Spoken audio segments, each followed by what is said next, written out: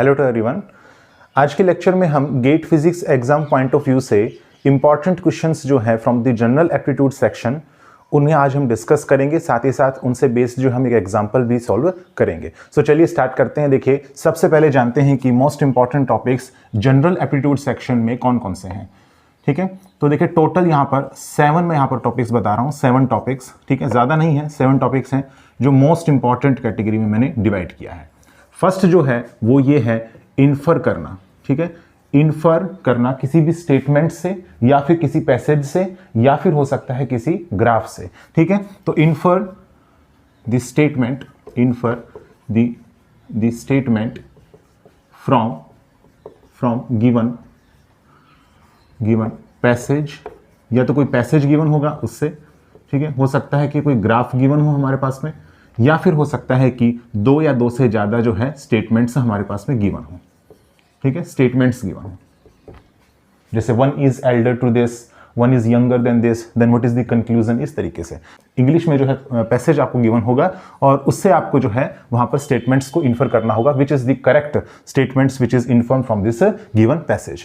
Graph से भी हो सकता है। इसी तरीके से जो सेकंड क्वेश्चन है वो है टेंसेस से बेस्ड। ठीक है, सभी टेंसेस जो है आपको आने चाहिए। नेक्स्ट है वो है आइडियम्स एंड फ्रेजेस। ठीक है, देखिए ये आप खुद से कीजिएगा। आइडियम्स और फ्रेजेस जो है ये बहुत सारे हैं, तो आप इनको जो है एक बार किसी लेक्चर वीडियो को देख लीजिएगा किसी इंग्लिश की, जिसमें आइडियम्स और फ्रेजेस गिवन हो, या फिर आप बुक से जो है रेफर कर सकते हैं। तो बुक भी प्रेफर कर सकते हैं जिसमें आप आइडियम्स और फ्रेजेस जो है वो याद कर सकते हैं। टेंसेस के लिए भी मैं कहूँगा कि या तो आप किसी लेक्चर वीडियो को देखें इंग्लिश के, या फिर आप जो है बुक को रेफर करें। फोर्थ जो है वो है करेक्ट मीनिंग। ठीक है, करेक्ट मीनिंग, या फिर हो सकता है closest meaning, closest meaning of any word, ये हो सकता है। इससे बेस्ड क्वेश्चन आ सकता है। नेक्स्ट है इसके बाद में ग्राफ से बेस्ड क्वेश्चन। ठीक है, ग्राफ से बेस्ड मतलब कि जैसे हमारे पास में कोई भी फंक्शन हमें दे दे, y is equal to something function of x and you have to plot the graph between this y and x। ठीक है, तो ग्राफ जो है उससे भी आ सकता है। नेक्स्ट है इसके बाद में डिस्टेंस, टाइम और एवरेज। ठीक है, इससे बेस्ड क्वेश्चन आ सकता है, डिस्टेंस, टाइम और एवरेज। और जो लास्ट है area and volume of different bodies. ठीक है, अब देखिए आइडियम्स और फ्रेजेस जो है ये तो आपने खुद से करना है। मैं बाकी अदर्स में आपको एक एक एग्जांपल यहां से करवा देता हूं। जैसे फर्स्ट है infer the statement from the given passage, graph, या फिर 2 से ज्यादा या फिर 2 स्टेटमेंट्स हमारे पास में गिवन हो। तो जैसे कोई पैसेज हम रीड करते हैं। देखिए ये क्वेश्चन जो है वो गेट में आया हुआ है and it states A smart city integrates all modes of transport, uses clean energy and promotes sustainable uses of resources. यानी कहने लग रहा है कि स्मार्ट सिटी जो है वो इंटीग्रेट करता है ऑल मोड्स ऑफ ट्रांसपोर्ट्स को और क्लीन एनर्जी को यूज करता है और प्रमोट करता है sustainable uses of resources. It also uses technology to ensure safety and security of the city, something which critics argue will lead to surveillance state. ठीक है, अब इस तरीके से हमारे पास में एक पैसेज गिवन है, यहां से हमें फाइंड आउट करना है which of the following can be logically inferred from the above paragraph. First जो हमारे पास में है वो है all smart cities encourage the formation of surveillance states. तो ऐसा नहीं है, देखिए ऑल स्मार्ट सिटीज की यहां पर कोई बात नहीं की गई है, यहां पर ए स्मार्ट सिटी लिखा है स्टार्टिंग में ही, इसलिए फर्स्ट जो है स्टेटमेंट ये लॉजिकली इनकरेक्ट है। ठीक है, सेकंड स्टेटमेंट पढ़ते हैं, surveillance is an integral part of smart city. Surveillance जो है वो इंटीग्रल पार्ट नहीं है स्मार्ट सिटी का, क्योंकि लास्ट में लिख रखा है will lead to a surveillance state. यानी कि क्या हुआ कि सर्विलियंस स्टेट जो है ये हमारे पास में it is considered as a whole, it is not an integral part of the smart city. ठीक है, because it leads to the surveillance state if you follow these all.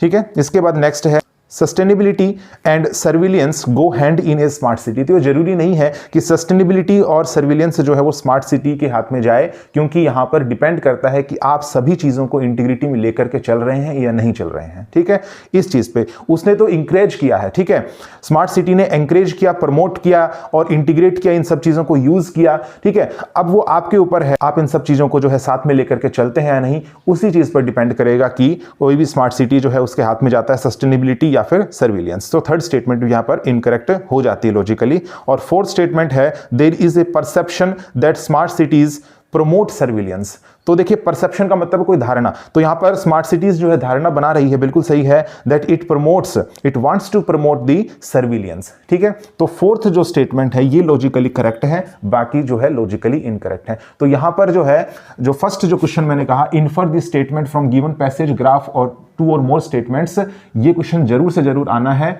और इसमें आपने सिर्फ और सिर्फ ध्यान देने वाली बात यह है कि जो भी आपको पैसेज या ग्राफ या स्टेटमेंट्स गिवन हो इसको ध्यान से पढ़ना है आपने। ठीक है, यहां पर ये इंपॉर्टेंट है। नेक्स्ट है टेंसेस पर बेस्ड। ठीक है, तो जितने भी टेंसेस हैं, पास्ट के, प्रेजेंट के और फ्यूचर के टाइप्स भी, वो भी आपको याद रखने हैं। जैसे फॉर एग्जांपल इस तरीके से हमारे पास में एक जो है स्टेटमेंट गिवन थी, until Iran came along India had never been blank in kabaddi. यहां पर जो है आपने डिफीट आएगा यहां पर, ठीक है, डिफीट्स आएगा, डिफीटेड आएगा या डिफीटिंग आएगा, इस तरीके से हमारे पास में ऑप्शन से गिवन थे।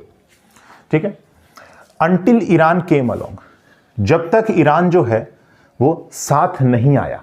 ठीक है, ऑब्वियसली ये पास्ट टेंस है। ठीक है, आप देख करके बता सकते हैं केम यूज हुआ है।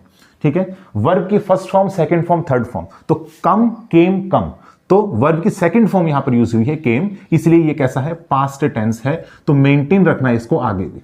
ठीक है, अगर वर्ब की सेकंड फॉर्म यहां पर भी है तो आगे भी इसको मेंटेन रखना है।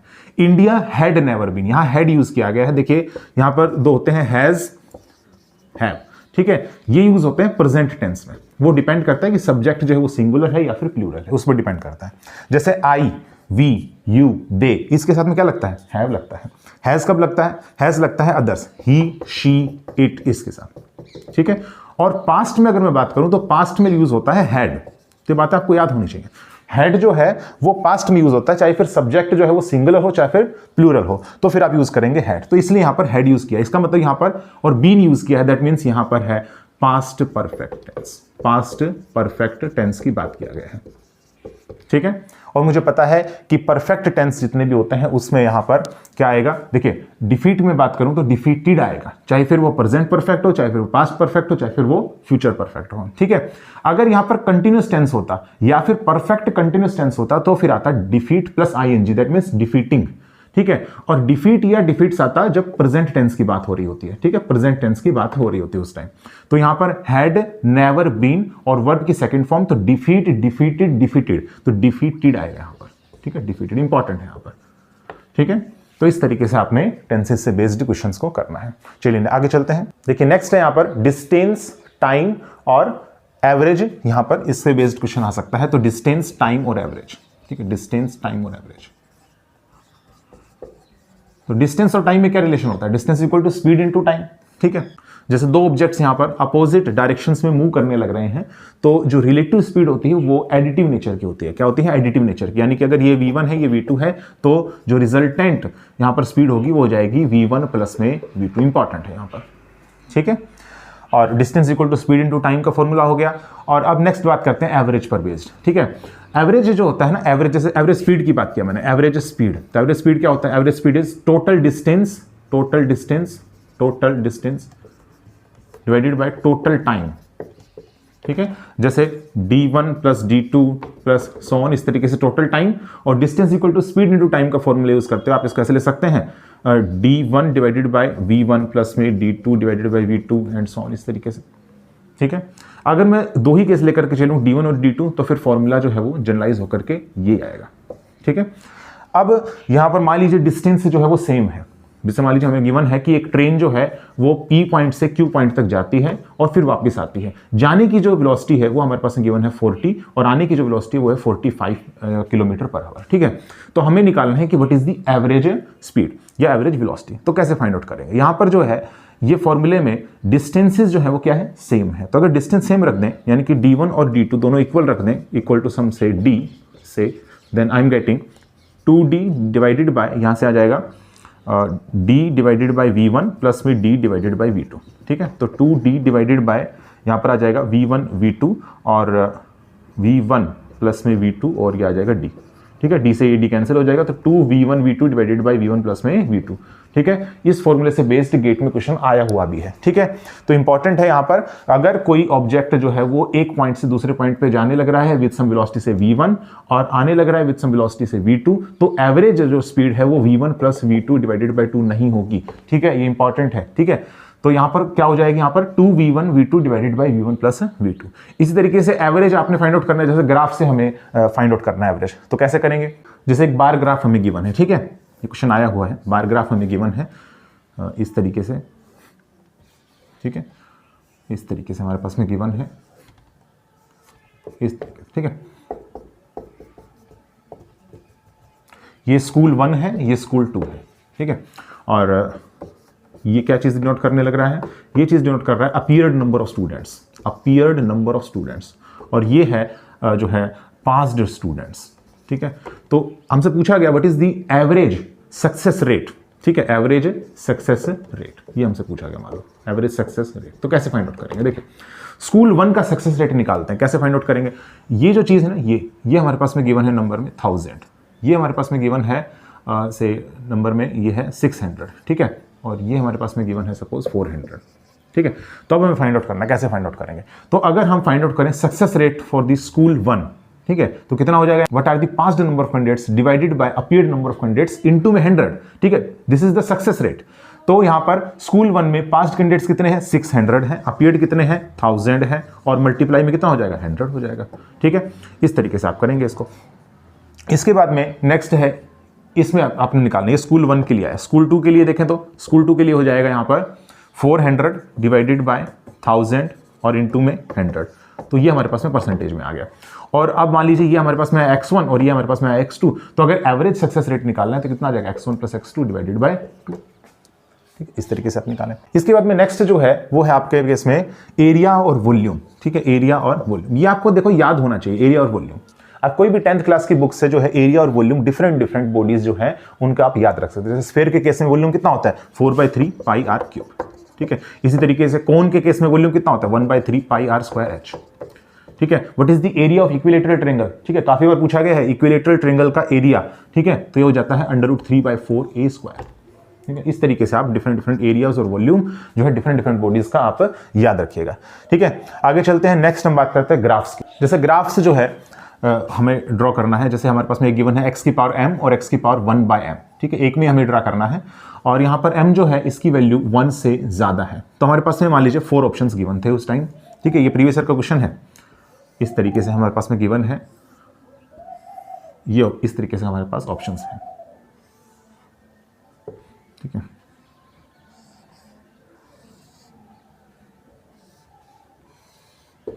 इस तरीके से हमारे पास ऑप्शंस हैं, this is y and this is x। ठीक है, this is x to the power m, this is x to the power 1/m, this is x to the power 1/m, this is x to the power m। Similarly यहाँ पर भी x की power m, यहाँ पर x की power 1/m, this is x to the power 1/m and this is x to the power m।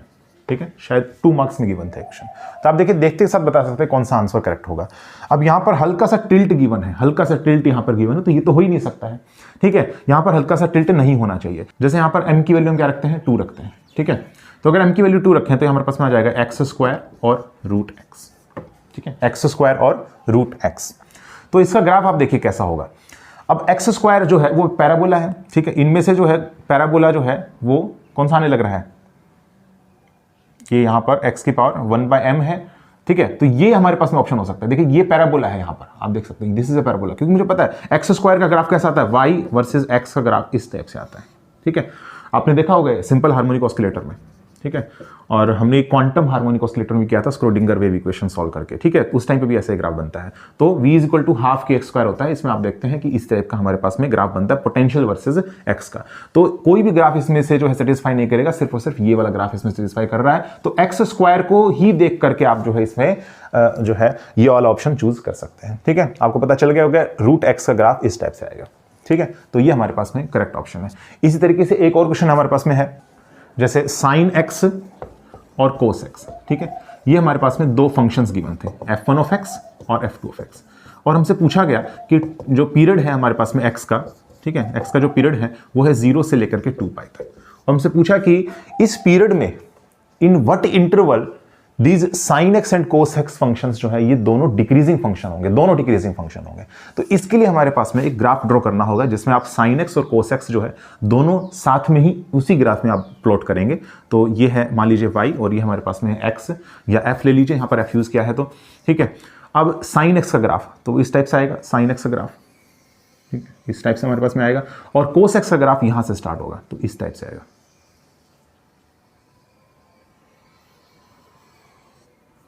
ठीक है।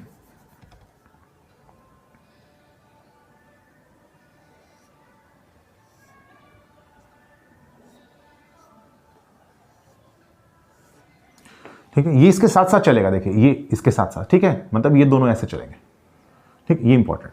अब यहां पर ये 0 है और ये यहां पर 1 है, ठीक है, दिस इज π/2, ठीक है, ये हो जाएगा पाई, दिस इज 3π/2, ठीक है। थोड़ा सा देखिएगा ड्रॉ करने में थोड़ा गड़बड़ हो गया होगा, तो देखिए ये जब मैक्सिमम होगा ना तो उस टाइम पर ये मिनिमम होगा, इस तरीके से ये जैसे यहाँ पर मिनिमा है तो ये यहाँ पर मैक्सिमम, ठीक है। ये थोड़ा सा ग्राफ आप देख लीजिएगा एक बार, ये हो जाएगा यहाँ पर 2π, ठीक है। तो बोथ डिक्रीजिंग फंक्शन कहाँ पर है, तो बोथ डिक्रीजिंग फंक्शन अगर आप देख रहे हैं तो देखिए दोनों डिक्रीज कर रहे हैं यहाँ पर, ठीक है, दोनों यहाँ पर डिक्रीज करने लग रहे हैं, तो ये रेंज है π/2 से लेकर के पाई, तो इसका आंसर आ जाएगा π/2 से लेकर के पाई तक, ठीक है, ये हमारे पास आंसर हो जाएगा।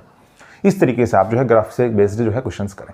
Choose the closest word meaning से पहले एक क्वेश्चन देखते हैं जो गेट में आया है, ठीक है। The 9th and 10th of this month are Monday and Tuesday और ब्लैंक छोड़ दिया इसके बाद, ठीक है। ऑप्शंस गिवन है फिगरेटिवली, दूसरा है रेट्रोस्पेक्टिवली, सी ऑप्शन है रेस्पेक्टिवली और डी ऑप्शन है राइटफुली, ठीक है। सबसे पहले इनका मीनिंग जानते हैं। फिगरेटिवली का मतलब होता है कि एक्चुअल में नहीं है, नॉट लिटरल, जैसे किसी ने किसी को कहा कि मैं उसे मार दूंगा, तो इसका मतलब ये नहीं कि उसने फिजिकली कहा है, उसने फिगरेटिवली कहा है, मतलब एक्चुअल में नहीं कहा है उसने। रेट्रोस्पेक्टिवली का मतलब होता है कि किसी पास्ट की चीज को प्रेजेंट में डिस्क्राइब करना, जैसे आप अपनी नोटबुक लिख रहे हैं चाइल्डहुड के ऊपर, ठीक है, तो उसमें हम यूज करेंगे रेट्रोस्पेक्टिवली। रेस्पेक्टिवली का मतलब होता है कि ऑर्डर को मेंटेन रखना, जैसे बहुत सारे आइटम्स आ रहे हैं 2 या 2 से ज्यादा, तो उन आइटम्स को मेंटेन रखने के लिए हम क्या करते हैं, रेस्पेक्टिवली का यूज करते हैं।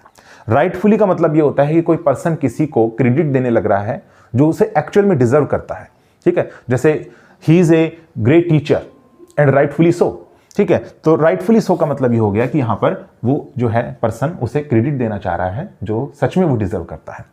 तो यहां पर 9th and 10th of this month are Monday and Tuesday, तो यहां पर 2 आइटम्स हैं, मंडे ट्यूसडे, 9th और 10th, इसलिए यहां पर रेस्पेक्टिवली यूज होगा ताकि यहां पर जो है ऑर्डर मेंटेन रहे।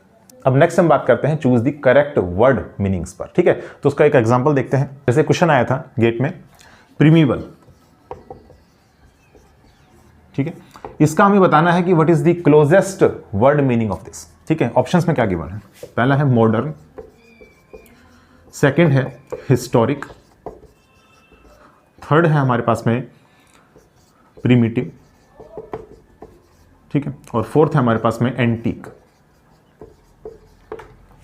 देखिए प्रीमिबल का मतलब होता है कि जैसे इतिहास में किसी चीज का आरंभ जब हुआ था, ठीक है, शुरुआत जब हुई थी, तो उसकी बात किया जा रहा है, ठीक है, मतलब earliest stage in the history of this world.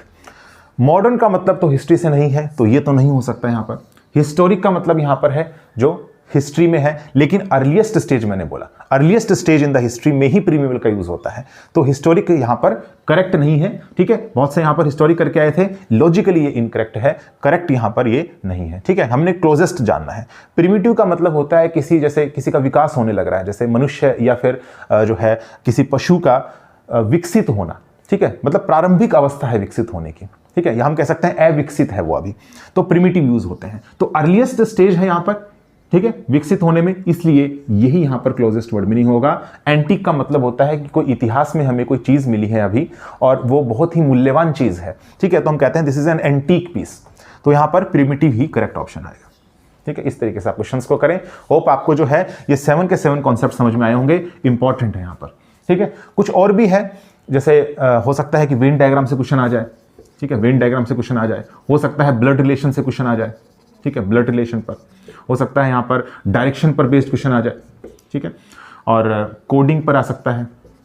इसी तरीके से यहाँ पर हमारे पास में कोई सीरीज गिवन है और उसमें बता दे कि कौन सा वाला इनकरेक्ट है या फिर what is the next term in this series, इस तरीके से आ सकता है क्वेश्चन। सीरीज में भी आया है, what is the sum of the series, ठीक है, nth टर्म तक पिछली बार ही आया था सीरीज में 8, 8, 8, ठीक है। आइए इनको एक बार देख लेते हैं। जैसे हमारे पास में वेन डायग्राम है, ठीक है, वेन डायग्राम में दो इंपॉर्टेंट फॉर्मूले आते हैं, n of a union b, this is equal to n of a plus n of b और माइनस में n of a intersection b, ठीक है। सेकेंड फॉर्मूला है n of a union b union c, this is equal to n of a plus n of b plus n of c, ठीक है, minus में n of a intersection b intersection c and sorry plus में और minus में आ जाएगा n of a intersection b और minus में n of b intersection c, ठीक है, और माइनस में n ऑफ ये आ जाएगा a इंटरसेक्शन c, ठीक है। ये दो इंपॉर्टेंट फॉर्मूले आते हैं। एक एग्जांपल देखते हैं, जैसे CSR नेट में एक बार क्वेश्चन आया था कि 32 में से 32 में से 2 ने कुछ चूज नहीं किया, ठीक है, 16 ने केमिस्ट्री चूज किया, 25 ने बायोलॉजी चूज किया। तो पूछा कि सिर्फ बायोलॉजी किन्होंने चूज किया, ठीक है, ये केमिस्ट्री ये बायोलॉजी, ठीक है, 2 ने कुछ चूज नहीं किया, टोटल यहाँ पर 32 थे। तो वेन डायग्राम इसका सबसे पहले बनाए, ठीक है। तो वेन डायग्राम में टोटल कितने हैं, 32 है, 2 ने कुछ चूज नहीं किया, इनको बाहर रखते हैं, ठीक है। ये केमिस्ट्री वाले लेते हैं और ये वाले हम लेते हैं बायोलॉजी वाले, ठीक है। अब जो दोनों ने लिया वो हम यहाँ से देखिए, वेन डायग्राम यहीं से बनता है, स्टार्टिंग यहीं से होती है, ठीक है, मिड से। तो यहाँ पर इंटरसेक्शन है, तो मान लिया मैंने x है, x मतलब ये हो गया जिन्होंने बोथ केमिस्ट्री भी लिया है और बायोलॉजी भी लिया है। अब यहाँ पर केमिस्ट्री वाले कितने हैं, देखिए केमिस्ट्री वाले 16 है, लेकिन यहाँ जो फिल किए जाते हैं वो है सिर्फ केमिस्ट्री लेने वाले कितने हैं, तो वो कितने हो जाएंगे, 16 माइनस x हो जाएंगे, ठीक है। और यहाँ पर अगर मैं बात करूँ सिर्फ बायोलॉजी लेने वाले कितने हैं, तो बायोलॉजी लेने वाले तो 25 हैं, सिर्फ बायोलॉजी लेने वाले हैं 25 माइनस x, तभी तो कंप्लीट सर्कल में 25 माइनस x प्लस x कितना आएगा, 25 आएगा, ठीक है। तो ये बात आपने ध्यान रखनी है। अब आप ये वाला फॉर्मूला अडॉप्ट कर सकते हैं। जैसे कोडिंग पर बेस्ड हमारे पास में पिछली बार क्वेश्चन आया था, P, Q, R और S है, ठीक है। इसको मैंने दिया अल्फा अल्फा नाम, इसको अल्फा बीटा, तो इसको क्या देंगे, तो सिंपल है, क्या बच गया वही देंगे हम इसमें, ठीक है, बीटा अल्फा और बीटा बीटा। अब इसमें ऑर्डर मेंटेनिंग रखना है आपने, ठीक है, जो बच गया वही आएगा यहाँ पर, beta alpha beta beta, coding हो गया यहाँ पर इस तरीके से आप, ठीक है। ये 2020 का क्वेश्चन है, ठीक है। इसी तरीके से अलजेब्रा पर भी बेस्ड क्वेश्चन आया। अलजेब्रा पर बेस्ड गेट में क्या क्वेश्चन था, एक्स स्क्वायर प्लस में x माइनस में 1 इज इक्वल टू 0, हमें फाइंड आउट करना है x की power 4 plus 1 by x to the power 4, इसकी वैल्यू क्या होगी। तो कैसे फाइंड आउट करेंगे इसमें, सबसे पहले देखिए x of 1 plus x this is equal to 1 आ जाएगा, तो 1 प्लस एक्स की वैल्यू कितनी आ गई, 1 बाई एक्स आ गई, ठीक है। तो x प्लस 1 बाई एक्स की फॉर्म तो लेकर के आओ, तभी तो एक बार स्क्वायर करेंगे फिर दोबारा स्क्वायर करेंगे, तभी तो x की पावर 4 प्लस 1 बाई एक्स की पावर 4 आएगा, नहीं तो आएगा ही नहीं, ठीक है। तो यहां पर आ जाएगा 1 बाई एक्स माइनस में x, ठीक है, दिस इज इक्वल टू 1। अब स्क्वायर कीजिए दोनों तरफ, तो कितना आ जाएगा, ये आ जाएगा 1 बाई एक्स स्क्वायर प्लस में एक्स स्क्वायर और माइनस में 2, दिस इज इक्वल टू 1, तो इसकी वैल्यू आ गई 3, ठीक है, इस वैल्यू इज 3। अब फिर एक बार स्क्वायर कर देंगे तो x की पावर 4 प्लस 1 बाई एक्स की पावर 4 आ जाएगा, तो ये आ जाएगा 1 बाई एक्स की पावर 4 प्लस में एक्स की पावर 4 और प्लस में ये आ जाएगा यहाँ पर 2, दिस इज इक्वल टू 9, तो ये आ जाएगा 9 माइनस 2, दैट मीन्स इसका आंसर कितना आ गया, 7 आ गया। इस तरीके से आप करें क्वेश्चन को, ठीक है।